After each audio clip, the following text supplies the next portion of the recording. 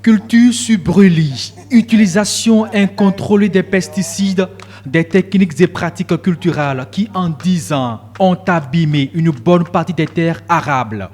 La dégradation des sols touche plus de 2/3 des surfaces cultivées, avec des corollaires, une baisse drastique des rendements. Mais depuis 2015, s'ouvre une nouvelle page pour l'agriculture béninoise. Il s'agit du démarrage des activités de Prosol.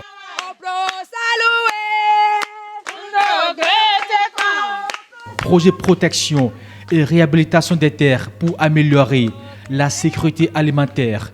C'est un projet mis en œuvre par la GIZ avec le financement de la coopération allemande.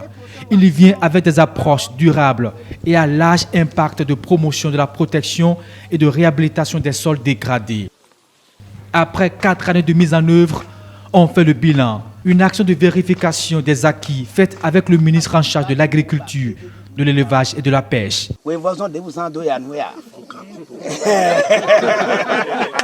Ici, nous sommes dans le village de Zassa, commune d'Abomey. En 2016, l'étude réalisée par Prosol et le laboratoire des sciences des sols de l'INRAP a montré le très faible niveau de fertilité des terres. 4 ans après, l'un des agriculteurs bénéficiaires des nouvelles techniques de restauration des sols témoigne. Et vous avez vu à côté poulailler.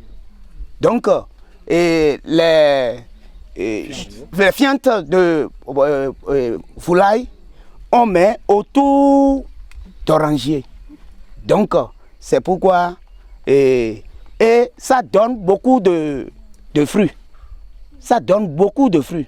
Vous avez régénéré des vergers qui, devant vous, ont doublé en production. Ce n'est qu'à votre actif.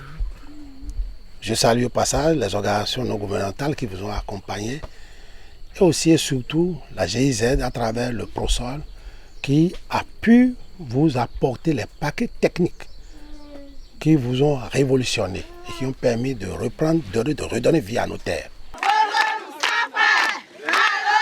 Agbadagba, arrondissement de Seto, commune de Didja, le Prosol a fourni aux producteurs des semences, des plantes améliorantes, le pois d'Angole, le moukouna. Mais en amont, il y a les combinaisons de mesures de gestion durable des terres. 2 fruits récoltés dans cette exploitation. Ce fruit est issu de la parcelle réhabilitée. Vous voyez comment c'est plus charnu. C'est juteux. Ça suinte. Ça gicle. Apparemment, son jus doit être très bon. Mais ici, c'est la partie non réhabilitée. C'est dur. C'est dur. Il faut vraiment mettre de l'énergie pour arriver à faire sortir le jus. Il a déjà une différence du point de vue morphologique. Je voudrais que cette expérience soit partagée par le commun des producteurs de cette région et que ça fasse école. Aux différentes étapes du périple, c'est la même ferveur.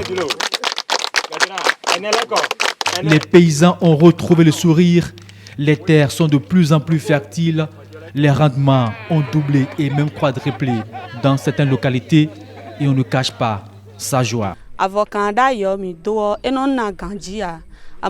productivité du coton sur ce sol était très faible, mais depuis l'avènement de Prosol, les récoltes sont très bonnes et très rentables.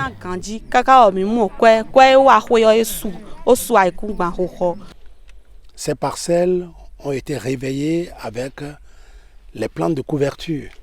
Elles ont apprécié la technique. Elles comprennent que les plantes de couverture d'abord maîtrisent et mobilisent l'eau.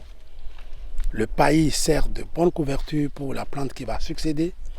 Et en bas, il n'y a plus de graines d'adventices qui se lèvent rapidement pour compétir avec la plante cultivée.